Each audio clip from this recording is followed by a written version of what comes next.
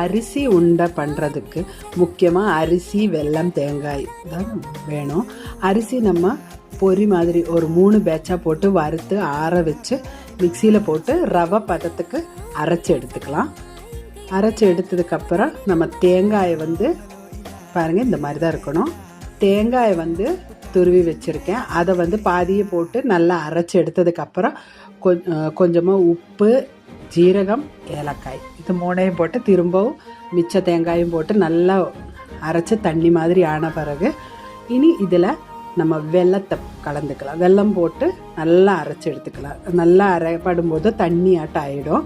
இதை ஒரு மிக்சிங் பவுலுக்கு மாற்றி நம்ம முதல்ல அரைச்சி வச்சுருந்த ரவையை கொஞ்சம் கொஞ்சமாக கலந்து கொஞ்சமாக மிச்சம் வச்சு மிச்சத்தை எல்லாம் இதில் மிக்ஸ் பண்ணிடலாம். அதுக்கப்புறம் தட்டில் அந்த ரவையை போட்டு அது மேலே இந்த அரிசி உருண்டையை போட்டு பரட்டி எடுத்தால் அரிசி உண்டை ரெடி.